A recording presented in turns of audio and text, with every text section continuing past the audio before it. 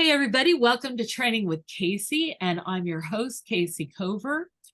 Thank you for joining us. And tonight, I'm very excited to welcome my friend, Kris from Forrell, Detector Dog Training in Australia. Welcome, Kris. Welcome. Thank you. Good to see you here. One of the things, yeah, this is an opportunity, isn't it? So Kris reached out to me because he just encountered some of my material and was interested in learning more. And we have had such a good time exploring dog training. And so we decided we had to share it with other people. And we even have an outline today. You guys know me, I don't always do that. But let's start with talking a little bit about you. Okay. Yeah.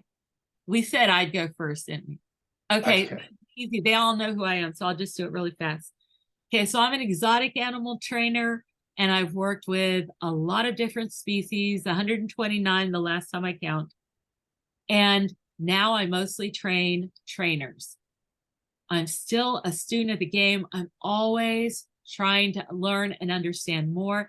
And it's a special thrill when I am able to talk with other trainers who are also students of the game. So I've been doing this for almost 50 years, and I'm sending it over to Kris. Go ahead. Well, that was short. Well, I could be quite elaborate, actually. I'll start from the beginning. I've been fascinated about dog behavior since I was 16 years old. I'm 59 this month. So that makes it about 42 years. I bought my first dog because my family was robbed. And so we wanted a protection dog. I ended up going to the only facility in my state, which I live in the state of Victoria, south of Australia. And it blossomed from there. I was absolutely enthralled. I couldn't believe what these dogs could do, which was very little at the time, but still. But it was still amazing, right? It seemed very impressive. And I thought, I really like this and I want to do this as a career. Wow. If you can imagine, in that time of our era, in the early 80s or 1981, there was no internet, there was no Google, there was no communication methods, there was no social media, there's no way of communicating between trainers or anyone internationally. And we were governed by what our immediate group thought, which was a very small circle of influence as such. Well, that took forever to try and evolve out of that because I'm a student of forever learning, always wanting to learn. And I know that there's something more. And I also know that there's more regardless of how much you know. So I've always been one to quickly grasp things or search for another solution.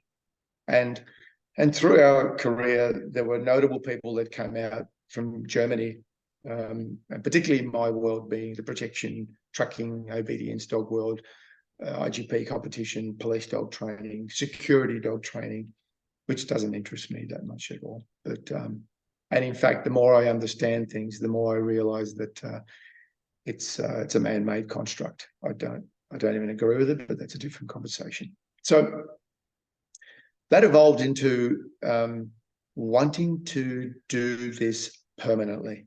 Now, I'm not an academic at all, so I never went to school for it. I did start microbiology as a student at university, and I lasted 1 year and left. I said, this is not for me. I'm going to pursue my dog training career. But there's a big problem with that. There was no means of income. No one was going to pay you to train their dog. So, okay, so how am I going to live?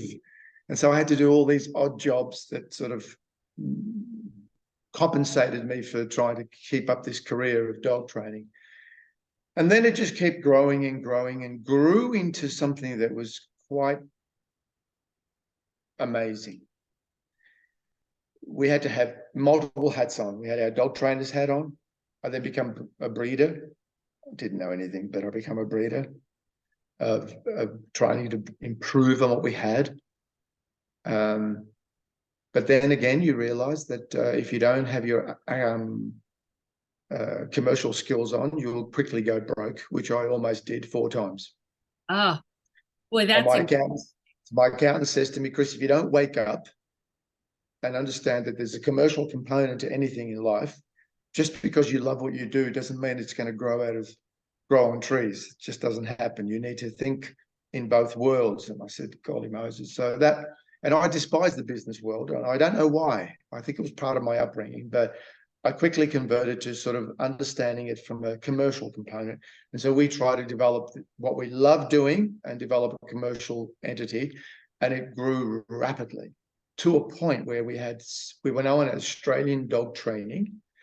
And in our state, we had 6 clubs in vast different areas in our city. And it was bringing in 600-700 people on a weekend, which was quite vast at the time.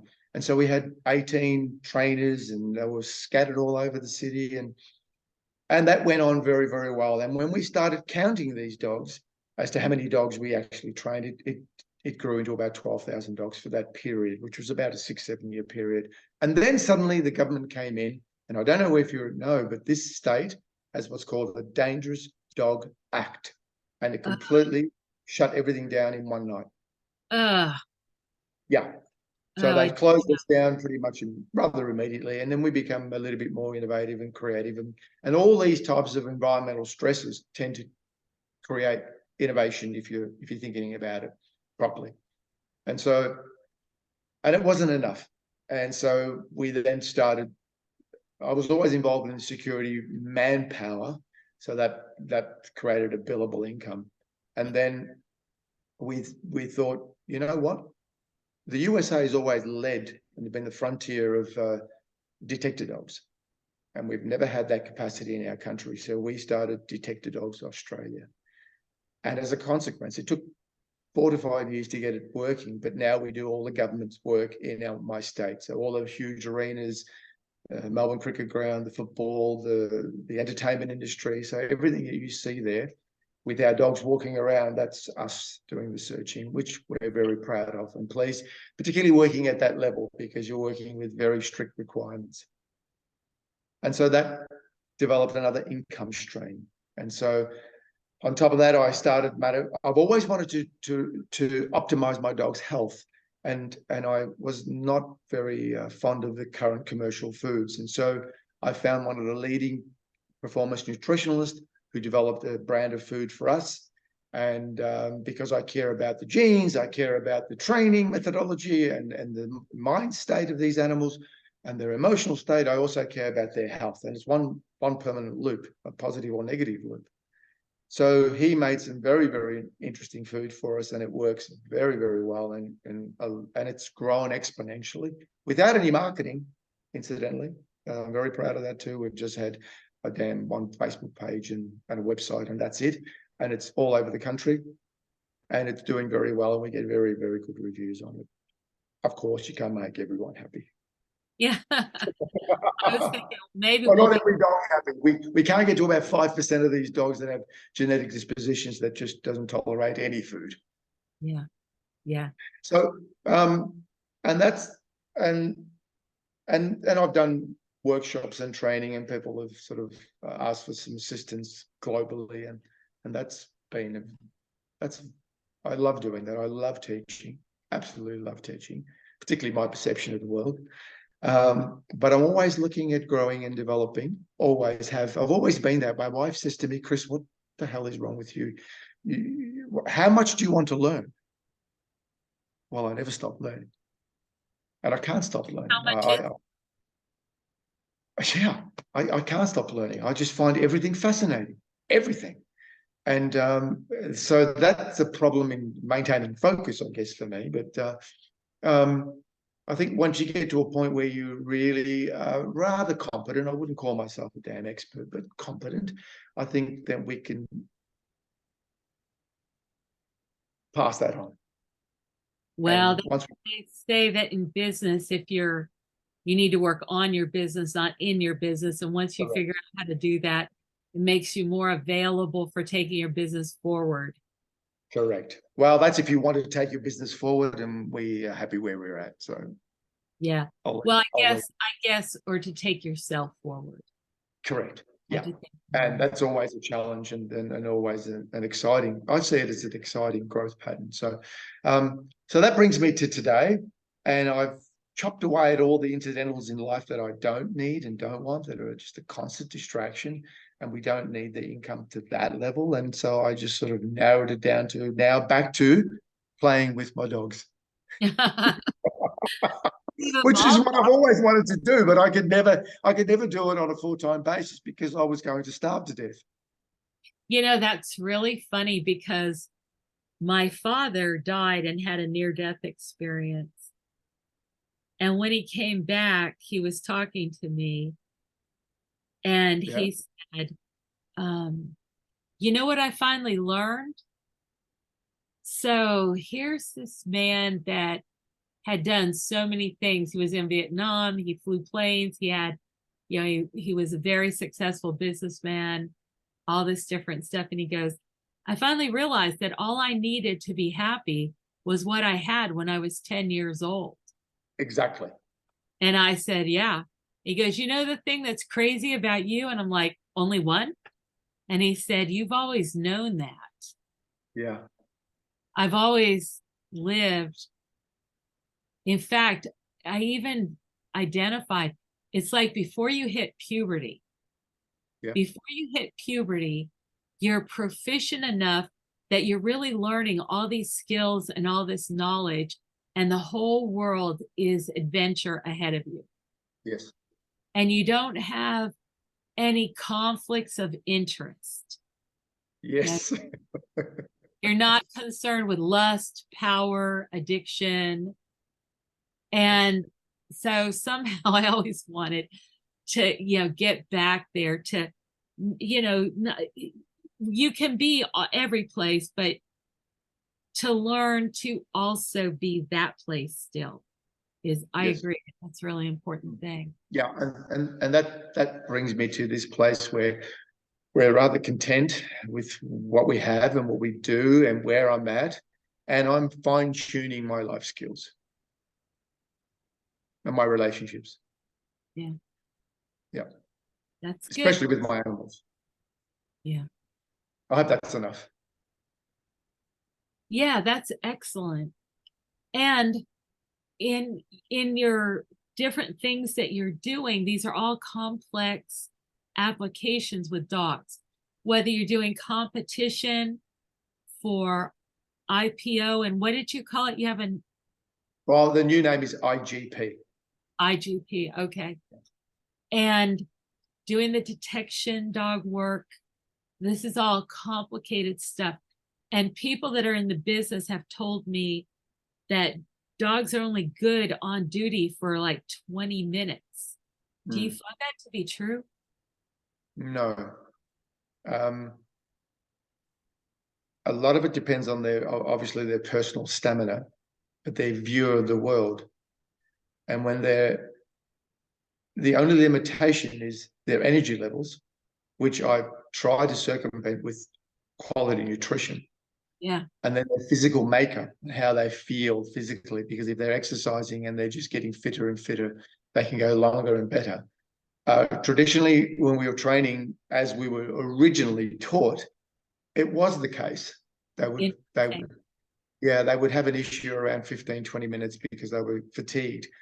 But I don't find that. We do huge stadiums here with 100,000 seats, and the dogs might get a rest. The dogs let you know when they're tired. I mean, if you understand their behavior and you're looking at them, you can just say, okay, take a break for a second, give them a drink, and then before you know it, they're up and ready to go. Yeah, they're kind of like cueing you. Correct. And you're just holding the leads. Yeah. And so with all my handlers, I don't actually go out and do any of the detection anymore, but with all my handlers, they are very competent dog people to the best of their ability. And I'm very proud of them because I just see them rarely for audits, and check on their progress and make sure the dogs are fit and healthy and they're happy and they're autonomous. It is a brilliant, very well run operation. these people treat it like it's their own life, and I never hear a boo.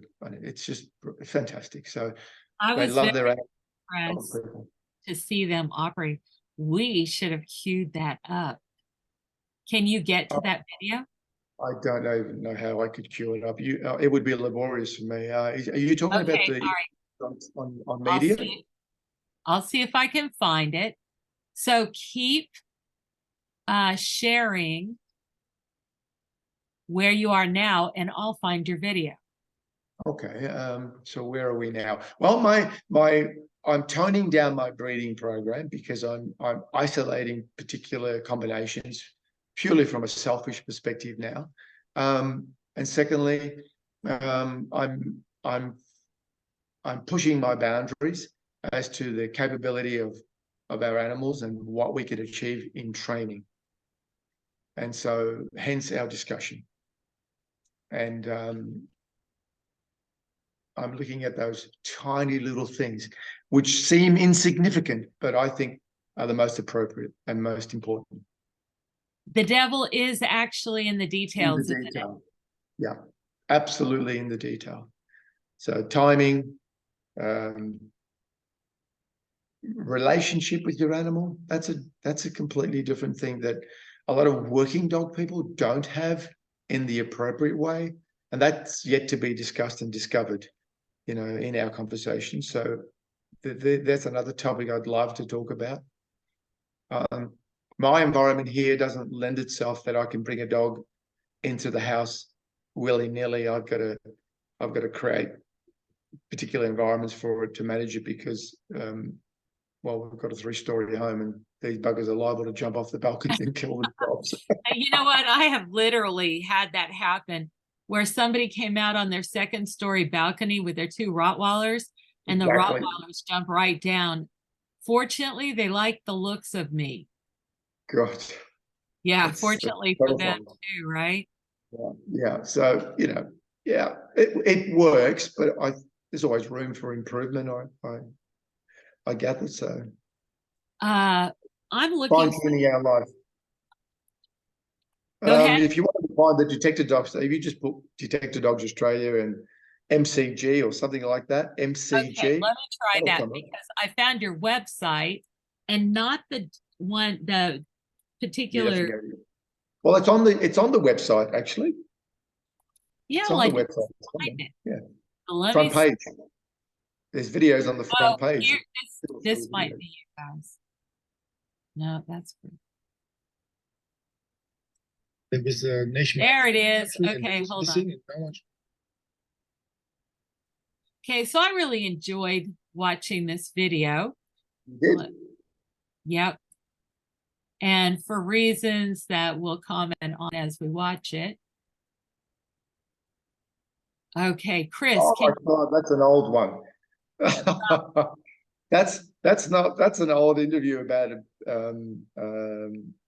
I found this on my own, and I really liked it, and we'll talk about. Well, it's just a whisker past Odark 100, and while most Australians are sensibly still asleep, certain dogs and their humans are already hard at work keeping people and property safe, and we're going to find out how. Aren't we, Ziggy?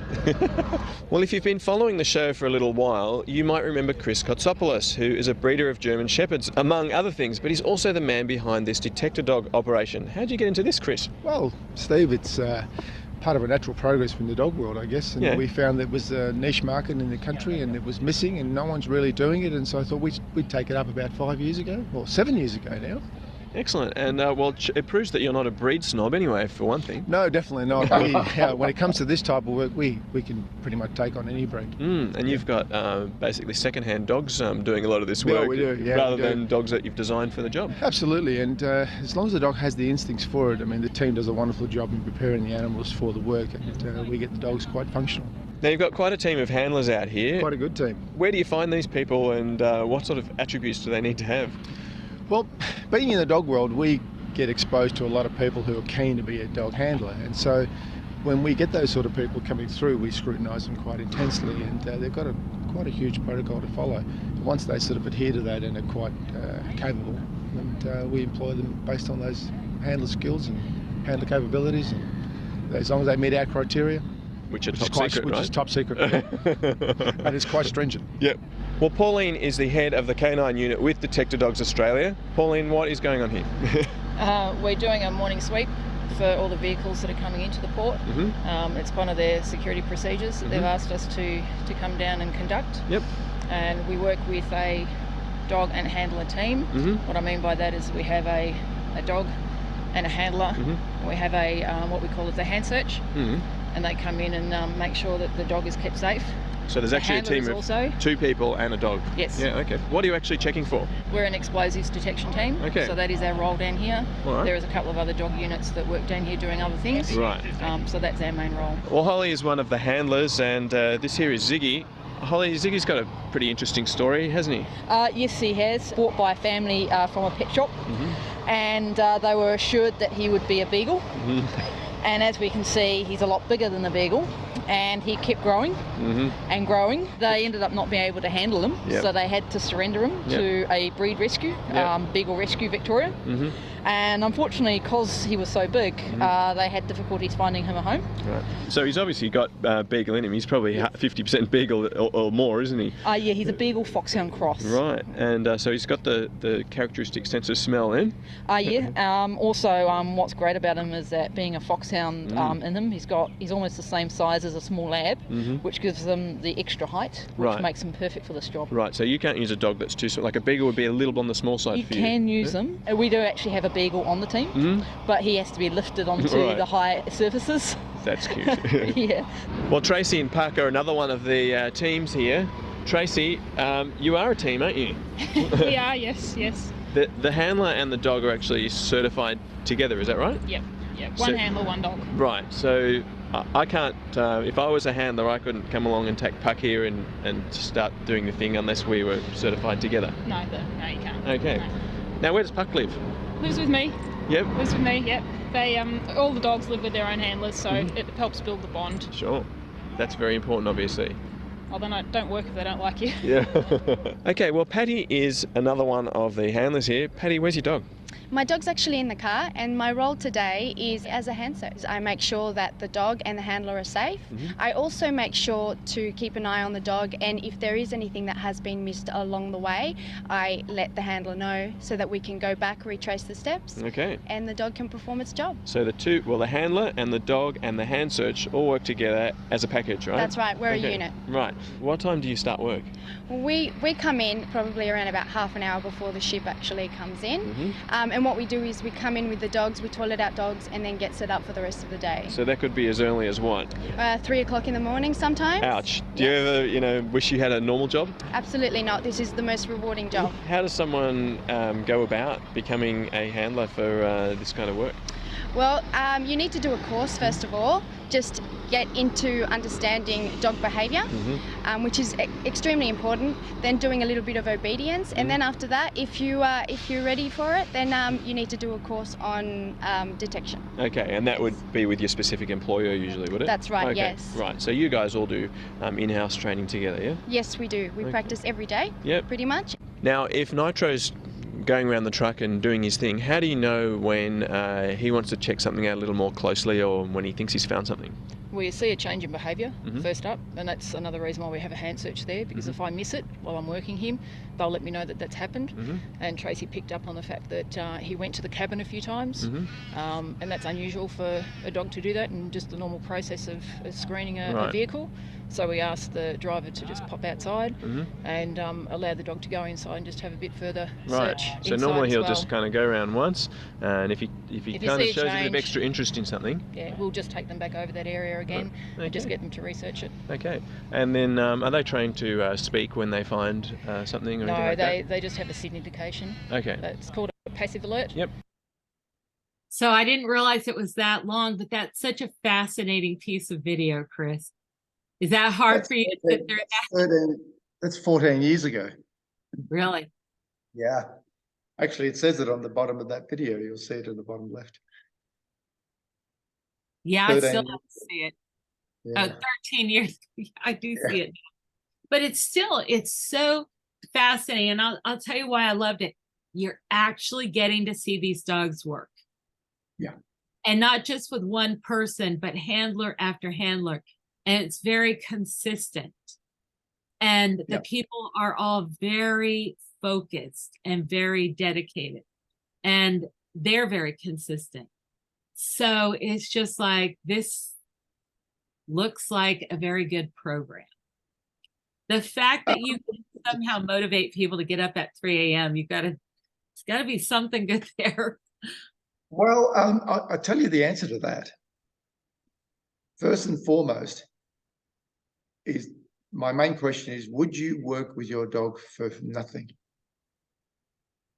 No money. When the answer is yes, then the money is just a byproduct.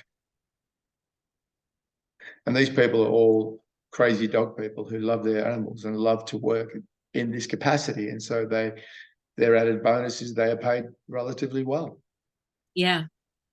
Yeah. Well, also, when things happen well, when you see the animals thriving, when you have good relationships with the animals and at work and so forth, there really isn't that much more to life. No. You know, once you get enough money that you don't have to worry about things, it can get like, it just doesn't matter. After that. Correct. Cool. So you had this long beginning, and just like all these people that you're talking about, you wanted to just work with your dog. But in order to work with your dog, you had to find a way for you to be paid for working with dogs. I'm sure no dog trainers would ever identify with that. No. Certainly not exotic animal trainers either. And then you got to the point where you're very comfortable financially, and you actually wanted time more than you wanted more outreach and so on with your business. And so now you're kind of more focused on being a student of the game. Not that you weren't before, you always were, but is there some gem that you see out ahead of you that you're specifically looking for? Like on that City Slicker movie, I don't know if you remember that, but it was these city slickers going to a dude ranch, and they're riding out to learn how to ride a horse and get cattle and all this. And there's this old crusty guy named Curly. And Curly says, remember, there's just one thing. And then I think he doesn't tell them. I think he dies before they ever know. Oh, really? I don't remember. No, I don't remember. But I did see the movie. Okay, so there's just one thing. Is there just one thing that you're after, at least first?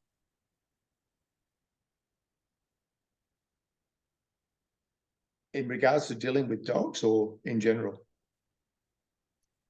Let's just say I'd say stay focused. Stay focused.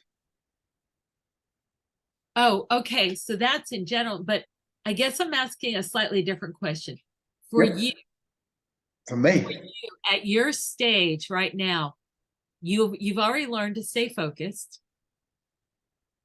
And now, and maybe I'm equating the way you go about life with the way I go about life, but I'll get to a certain point and then I'll say, I need to understand this. And then you talk about staying focused. I will go after this until I feel like, okay, now I understand it. Or I understand this part of it and I can keep going. Have you identified something that you're looking for? I tell you what, I am looking for more of patience. That's for sure. Patience. And we're dealing with so many variable behaviors or mind states in these animals, particularly with the driven dogs, that I'm having to reevaluate how they're taught and how we achieve the end or the outcome, the application. And I'm not happy with the way it is. It's very good, but it could be better. So that's where I'm at right now. I love that. So what do you think it costs you because it isn't better? Like, you're obviously very successful at doing And clarity in the animal. Clarity. Yeah. I think it's more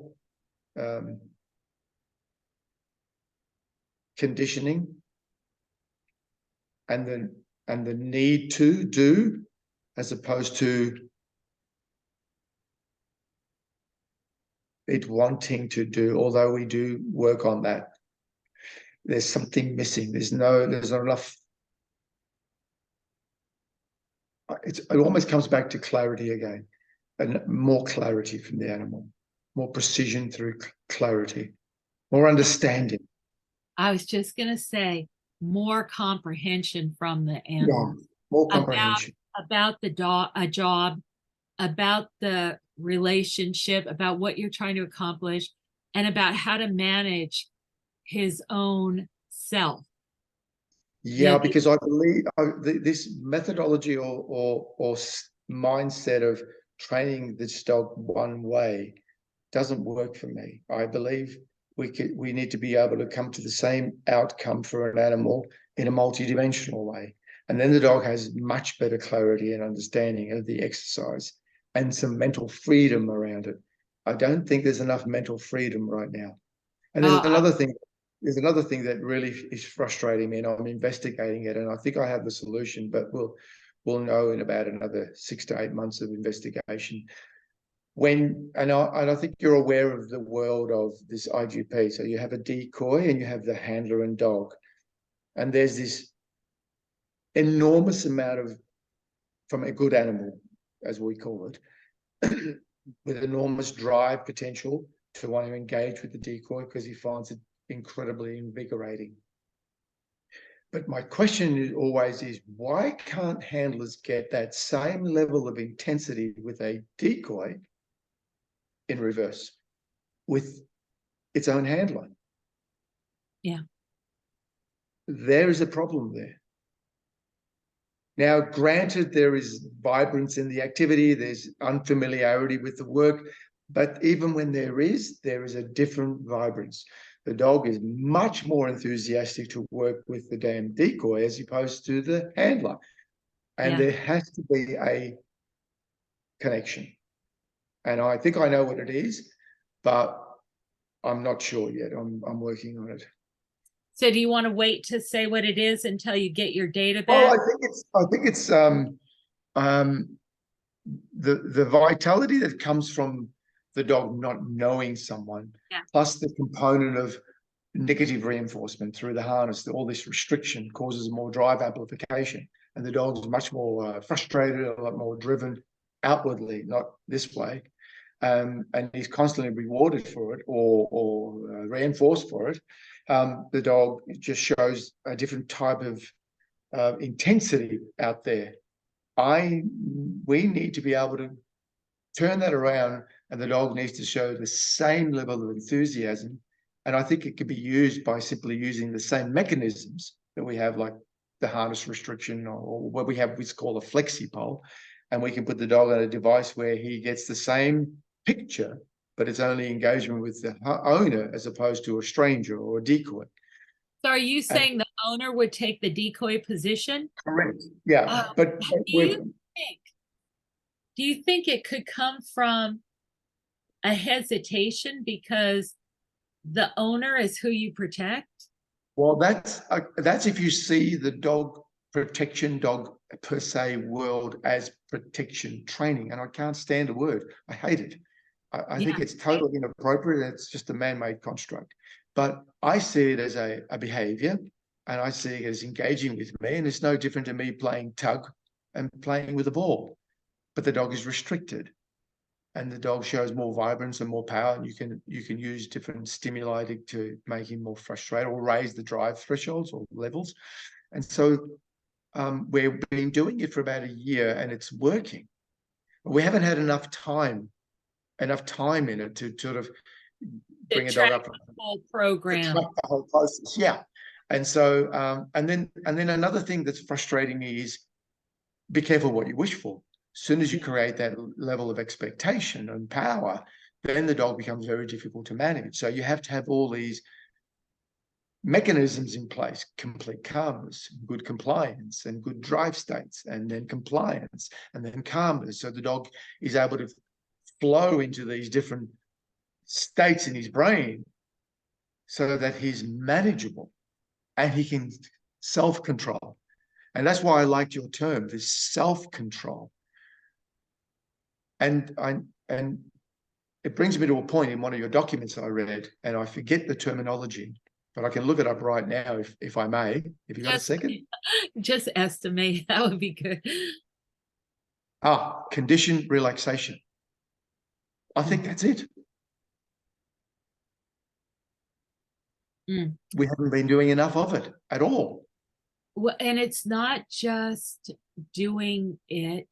Just had a conversation with a student, and we have this process, and the overall process is called perception modification, because we set out to change the way the animal looks at and responds to various triggering events. So if an animal was afraid to go to the vet, we want to see that animal look forward to going to the vet.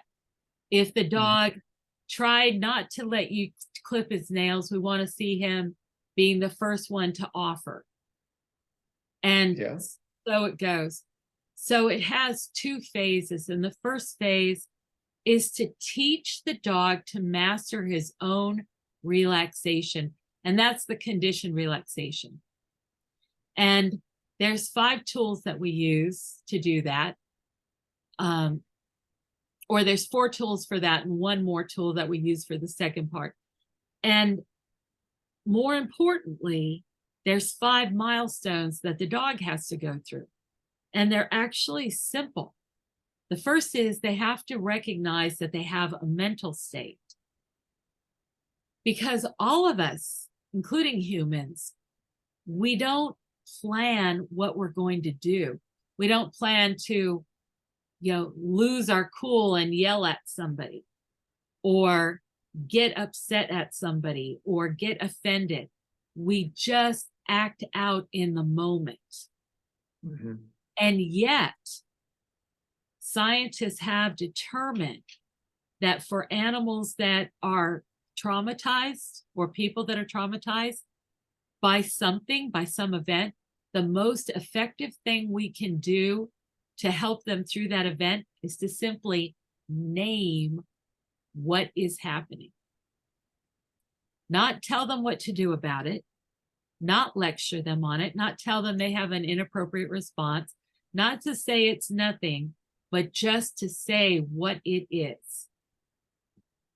So I'll let that just sink in with people and tell you what the second milestone is, and that is to recognize that you have an opposing mental state. So that if you can be aroused, you can also be calm. And we choose for our cues the word easy and alert. And there's a problem with alert because some people use alert as a cue. So you could say easy and aroused, or easy and big go. I don't care what you use, but you have these opposing states. So that's the second milestone. The third milestone is for the animal to learn that he can move between those states. The fourth milestone is how to move between those states. And the fifth milestone is he chooses the appropriate state on his own. So when they get to the fourth milestone, we will ask them to toggle back and forth between the state of arousal and the state of relaxation. And when they can do that, we now know that they consciously understand what they're doing and they can replicate it on their own.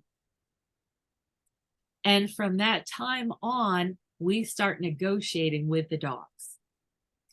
If you can be easy, I'll let you do blah, blah, blah.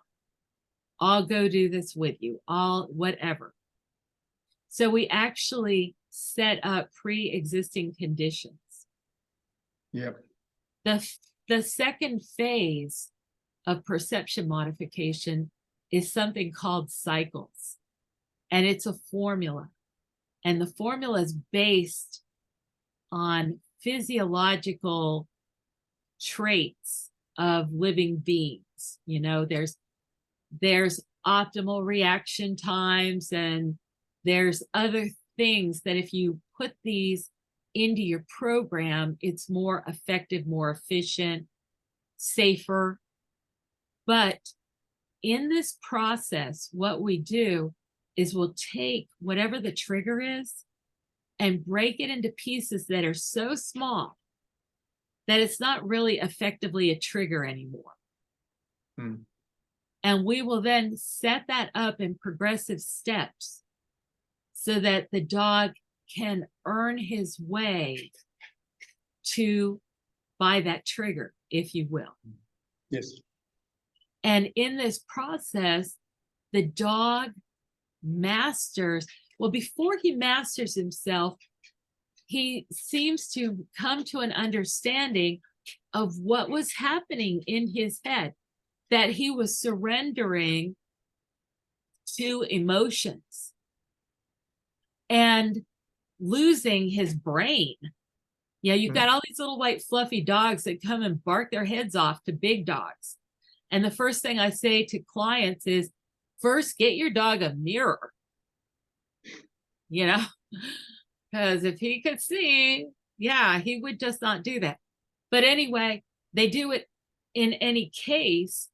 But once they learn to examine this process of them getting all aroused and what it costs them and what they gain when they learn to manage it, they decide on their own.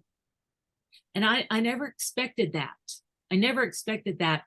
But that is so important, because the biggest fear that most animal trainers have is when they send the animal, you know, because most trainers, 95% of what they do is not for performance or competition.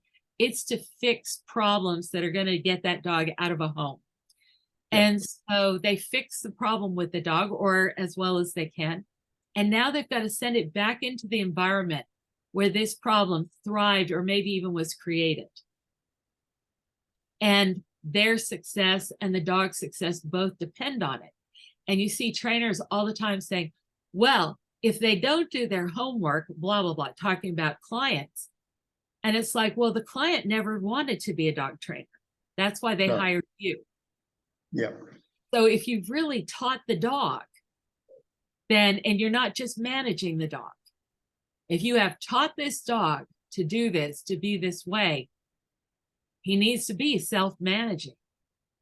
But that is often not the case. And so it's in this cycles process that these dogs just perfect their self-management and their understanding and their decision to attain that fifth milestone, which is to be self-managing.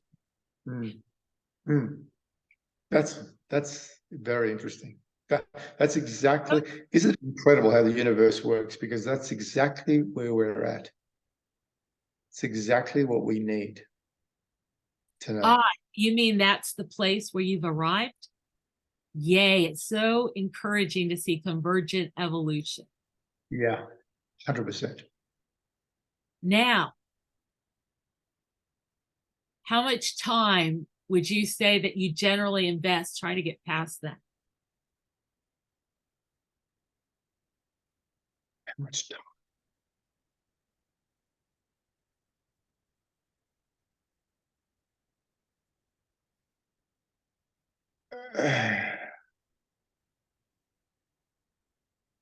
I've probably I stay on it, and I'm always aware of it. So on a daily basis, I'm careful of the way I do things with my dog and how I do things, either unsystematically, because it sends him into a spin. I'm careful of how I approach him. Trying to randomize things. Yeah, it's randomized. So, but it's randomized, but it's, I'm always asking him, when you contain yourself, you'll get to go and do what you want to do. And he always wants to go to the vehicle because it always leads to bloody playing with the dog and having fun and having a dopamine junkie hit. So it always leads to the same outcome. That's another potential issue. I try not to do that. Sometimes I just take him down there and we don't do anything. We just go for a walk. It is hard. It is hard because you have so many hours in the day and you want to go out and do this with your dog. And you don't necessarily have time to drive all over the city. I get that. So how much time? 10% of the time. That's the question. So let's just take a single event. Let's take a dog that's not yours and say, if you have to get a dog past that kind of arousal to be able to do his job, or even lethargy, you know, it can be in either direction. Do you know how much time it takes on average to get past that? No, I don't know how much time. I'm only aware of potential repetitions, but time, no. Okay, so we have found that it takes us an average of 15 hours or less to solve a single big problem. Wow. However, there are some problems that we cannot solve. But by experience, and this is not, I don't keep scientific data, but I haven't seen as many dogs as you, but I have also seen thousands. And they're in a certain format, so I only have a certain amount of time with them. And I video a lot of this stuff. And so we can see where they are at the beginning and where they are at the end. And we have some other data. And so it doesn't mean, like, here's literally one case.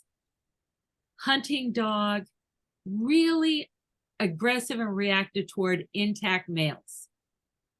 So this trainer was great. He was so dedicated and he had grit. And he ended up having to hold on to this male dog. There was another intact male dog there. And he did this, you know, stuff until he got this dog to surrender his tension. Because to get that dog to physically change states to be so-called easy took him 2 hours. However, once he did that and he got to the 4th milestone, we started doing cycles with this other dog. And in a matter of minutes, this dog was no longer reacting to this intact male dog that he had been reacting to non-stop. And you know that being in the presence longer does not equal getting better, getting over a problem. Yeah. However, the other problem that this dog had when he came to the seminar was chasing cats. So we took the dog and the whole class out to the stable to work with some horses. And the dog showed us that he didn't have an epiphany where he wasn't going to be aroused at anything. He wasn't going to be aroused at intact male dogs, but the jury's still open on cats. So we would have to then do that process. And what I found is that it tends to take less time with each additional problem until you get to the point where you indicate to the dog that they need to be easy and they're just like, never mind. And I always say it's because we kill them with kindness. You know, if they start to react, we just get really nice and really easy. And the dog's probably go, oh gosh, I'm just going to be really, really calm so that she'll quit helping me. Yeah, but it works. It's amazing how fast it can work. That's fascinating. Do you have any videos of that occurring? I have before and after videos. Okay. Yeah. I have like a lot of our own stuff. We haven't documented enough. That's a silly thing. Okay, now I have a bunch of videos and we could look at those Like let's just say right now we should do more than this one meeting. Oh, definitely. And we could do, We haven't started, and it's already 2 hours. yeah. Well, the audience doesn't know that as far as this particular broadcast goes. But Yeah. I do have videos of the process of teaching the dog to relax and get to the point of being self-managing for the relaxation. And I do have a lot of video of cycles. I gotta warn you, can you imagine how boring it is to watch this stuff? No. It's like watching paint dry, because when it's done as I feel correctly, the dog is always working under threshold. So you never see anything. You just see step after step after step after step. And then you see this dog that masters himself. Excellent. Excellent. So what I have said with other colleagues that I've talked to that work in aspects of dogs similar to yours is that I always try to avoid teaching an animal in drive.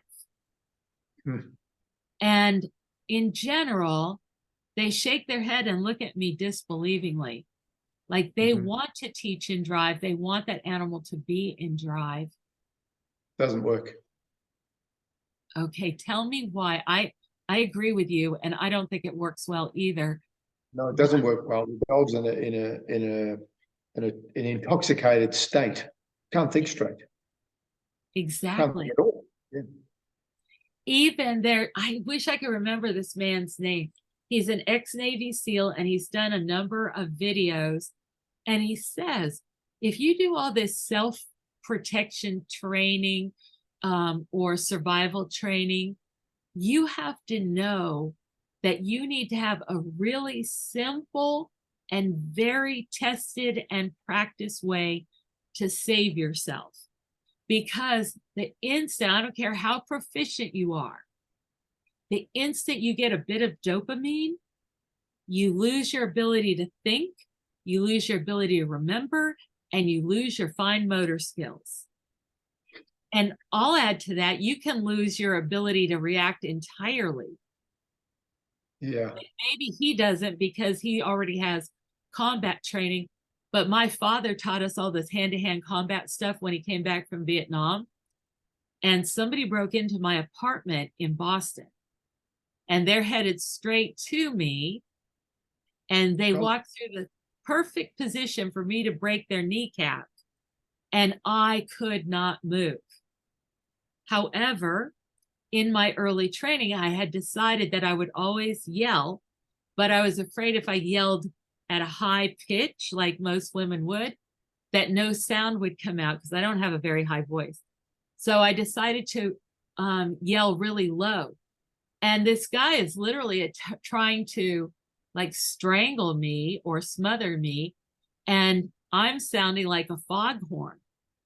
And the guy goes, oh my gosh, she's crazy. And he gets up and runs away. And I go in the opposite direction and I'm fine and everything else. So that early training saved my life, perhaps, but not at the level of highest effectiveness. Like, you know, I could have just broken his knee and saved my vocal cords, but I wasn't able to do that. I was able to do the simpler thing that I had also learned and practiced ahead of time.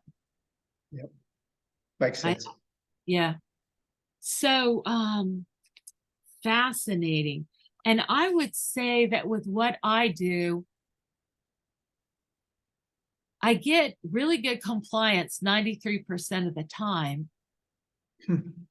But I don't have any confidence that if I said it has to be this way right now, that I would definitely get that thing.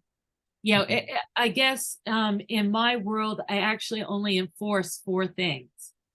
And that is wait, stop, drop it, and leave it.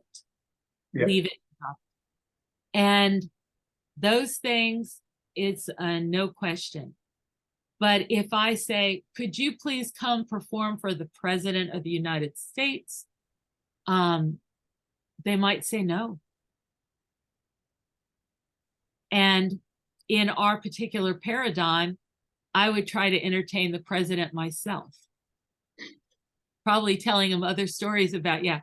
So that I know is what I consider a weakness. And one of the reasons I've accepted that, up till now at least, is because in the zoo world, the big problem is the animals will get stressed and get ill or die. And there's nothing I need them to do more than be healthy. Yes. So that is, you know, that's where I'm aiming. And the fact is we've had exceptional longevity with the zoo animals I've worked with and my pet animals and so forth. But would I like to have both things? Absolutely. I would like to know that my animal loved the work as much as I did, and that it was worth it to them to do all this refined stuff. Refined, like demanding details. Like your detector dogs, you know, they don't get to just look at the truck and go, yeah, that one looks fine. They have to literally go and smell everything. Yeah. And that takes a lot of focus, as you were saying. It does. And so everything you've just described is exactly what we need to implement. And I've begun doing this over the last 10 to 12 months, but feeling my way through it without the academic skills behind it, or with someone that's already done it. And I figure that, hey, instead of reinventing the wheel, I saw it in your work, hence our discussions. This convergence needs to occur. It's critical for the dogs. These dogs are so wound up. I don't think it's healthy. It isn't healthy. Just dopamine, of course, is essential. Cortisol is essential. But to have that constant dopamine drip, their cortisol is also getting dripped constantly. Yes. And it causes insulin resistance. It causes leaky gut syndrome. It causes mental incapacity. Well, just on that, the previous owner had issues with this dog. He would break out in sores between his toes, hot spots, autoimmune. Wads of hair missing. And within 4 weeks here, it completely gone. And there was no, I wasn't giving him any additives or medication or anything like that. It was just simply a mindset change, and it completely relaxed him. So he still has expectations when we go to the field, but interacting with him in his own compound is completely different. He's not spinning, he's not excited, he's not wound up. I've gone down there and he's actually asleep. That's never been seen in 4 years. Wow. He's asleep. Oh my God. That took me 6 weeks, 4 to 6 weeks to accomplish. And now he can look at me and he doesn't react. Unless I'm right near the kennel, because he knows that the gate's going to open. But sometimes I go in and play with him in there, or I do nothing with him and just hang out. And that seems to have mitigated it, but it's still there. And I just wonder whether it's an addiction or a state addiction, and how much more I can work with it. And I don't know. It's early stages for me. It is an addiction. We all have that addiction. That's why the news isn't news these days. It's all, you know, here, we'll sell you a little bit of dopamine arousal. Yeah. And we're not really social media is no different. Yeah, exactly. But when these dogs learn how to manage their dopamine, it changes their personality in really big ways. And it's been amazing. For example, at Wood Green, they had a bull terrier that was an obsessive compulsive tail chaser. Secondary to stress, probably, because she'd been in their shelter before and was fine, got adopted out. And when she got returned back, she had this tail chasing thing. She was able to totally turn her behavior around without any medication in 30 hours or less of training. And see, that's fascinating. That's fascinating, Kayce, because the traditional application would be to punish that behavior. Or drug it, right? Yeah, I'll drug it. I never go there, but yeah. Yeah. Yeah. If I went to a continuing education thing for vets, and a vet that was lecturing on vet behaviorism actually said out loud that no trainer should be allowed to deal with any of these behaviors because they couldn't do it competently because they didn't have the necessary tools, which were drugs. And I'm like, we don't need them. Yeah. We can work without it. So yeah. Now. Awesome. I'm excited. Yeah, there's so much to explore. You had asked that I explain SATs. Well, you don't need to in this conversation, but ultimately look, I know it's all over your website, and it's people can access the information, but I think the question is more so, is there any difference between what you teach now and what's in your documentation in the past? That's a very interesting component for me, because people have an evolutionary change in their thinking. But no, not a big difference. Awesome. But there's more than is there. More. Yeah. So for example, Kris has bridge and target training technique, and it doesn't have a single picture or diagram in it. Here's why. I was training faculty and staff at the University of Maryland Department of Animal Science, and we were working together all day. They just needed a reference book that they could use to guide them after we were no longer working together, or when they went home studying and everything. So sorry, guys, I didn't put any pictures in there. And we have, everything's evolved. Like what used to take me an hour, then took me 10 minutes, then took me 5. We teach both targets. We teach both bridges, the intermediate and the terminal, and the 2-finger target literally in less than a minute. Yep. And if we spend another minute, we can show, for example, the other 2 main targets, which would be the pole target and the station target, and we can teach the hierarchies. So just if you haven't thought about it, folks, it's more important for the dog to come to you than to go to a target that happens to be in the environment. Now, you might not think about that for a long time, but if your barn catches on fire and you're calling your horse out of the stall and you happen to have a station target in the stall, then you're going to know why you want to make sure that that horse comes to you when you say here, and doesn't go over and target on the station, go, yes, I'm targeting. What, is there a problem here? I'm targeting. You need to be able to call the animal to you. And if you don't have a horse in a barn fire and you're a marine mammal trainer, then one of these days your animal manages to get a target pole, and they play with it out in the water and they drag it around, and you say here, and they'll go touch the target pole. And they're like kids. They're like, you didn't say I had to touch your fingers. So we now make it part of the basic training that these are all here as long as they're attached to me. But when I say here, you're coming to me no matter what kind of target it is.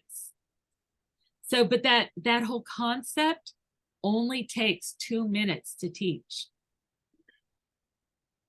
One question that comes to mind, if I may, what happens when the animal chooses not to respond? What's the methodology? What do you do? Uh, You ask him here, and he just doesn't come. Chooses to play with the ball or whatever else you have in the pool or whatever. very, I'm not a, very, very seldom happens. really. Now there's an art to it. So let's say you're teaching the original target. So you've Yep. just taught the 2 kinds of bridges, and now you're going to present this target. And the idea is that this animal has to touch it. So I'm going to show you, if this is your animal's nose right here, and this is your target, you put the initial target here, X, right in front of his nose, where if he accidentally breathes, he's probably going to accidentally touch it. Cool. Yep. And then you say X, that's here. And then the next one, you move a little to, like 3 inches to the left, good. And then the next one, a foot to the right, good. And the next one is going to be 10 to 50 feet away. And the next one is going to be 100 to 500 feet away. And then you're going to quit for a while. And if you present this first target and you're that far away, and the dog looks at you like this, and you miss that opportunity, you may need to just wait a little while and re-present it, because we're taking a shortcut here. We're teaching you what works fastest. And if you get that finger right there, he's going to accidentally do the right thing. And then you get to name that. But if you don't get it there, and you don't get the chance to get that correct behavior and name it, he's just not curious about your hand. And you could sit there and do all this, and he's like, what, is there a fly on my head? They don't understand. What are you there for? So you have to wait a little while till they're curious again about what's going on with your hand. So as you were saying, being practical and so on, you just see what works and what doesn't. And there's a lot of other little tiny things that are in that manual, like you say, what's changed, what hasn't. And you can tell me if this has changed, because I haven't read it in a while. But either of us. okay, so now you can read it and see if this is, but the presentation comes out like this. Here. And you want to be sharp. Here. It's not going to be a problem with your dogs, but some dogs will get a little overwhelmed by that. So you may have to key it back a bit. But for most dogs, 95%, here. And then good, as they touch it. If you do this, okay, so instead of coming out from the solar plexus straight toward the dog, if you come up from above and then down, the dog's going to look on the ground to see what you threw on the ground. And so you're just wasting time and creating confusion that didn't have to be there. You just need to present this way. And there's all kinds, like there's all these little details. And I loved it when you said another time that we were talking, the devil is in the details. Because it is. If you present a target like this, it's not enough surface area. The dog is likely to poke himself in the nose or the eye, or even get your fingers inside the mouth. But this is enough. If you are working with bigger animals, you might use the back of your fist or the back of your hand. And if you're working with really dangerous animals, you might use a fly swatter on the outside of the lion's fencing instead of your fingers, right? There's reasons for that. So it all works, but we've honed things significantly since that was written. Okay, good. So what I'd like to just say about SATs is that I think the most significant thing about the name is the whole idea. It's from synergistic alliances. And what I didn't realize at the time, I thought I'm making this up, right? But it's literally Latin for with others. So it is just a way of working with others, and we're seeing the animals exactly like we see our human colleagues. So we share information the same way. We're responsible to them. Everything has to be beneficial for all people involved in the work, whether it's an animal or person. So I'm going to lobby for my animal's interest as well as for my own interest, as well as for my boss's interest, that kind of thing. And why do I believe it works? I think it works maybe for the same reason that your handlers love working with those dogs. If they love the work, if they love who they work with, if they're treated fairly, if it's interesting and challenging, if they can respect themselves, what else do you want to do with your life? Mm. And Yeah. over and over again, yeah, we go out and do these things with these animals, and the animals will literally save our lives. Yeah. You know, they're watching out for us. Yeah. And not because they're a protection animal or anything like that, but their well-being is intertwined with yours. And you go out there and they're like, oh, she's getting set up for a problem. Let me just get in there. And it's very humbling. Mm. So I think it's the philosophy that comes behind it. Okay. Did you have any other questions that you wanted to go over now? I've got 1,000 questions, but not at this point in our next discussion. That sounds like a plan for us. So it's been really such fun. Thank you so much. Thank you. Thank you so much. Thank you. Thank you for your time, Kayce. Yeah, it's such a pleasure. And I'll say the same to you. And we're going to have fun. We're going to have fun learning more about this together. We are. Everybody, thank you for joining us. Couldn't do it without you. If you will share with your friends this link and try to infect more brains of dog trainers and other animal trainers so we can all enjoy spending time together, I would so appreciate it. You all take care, and we'll see you next time.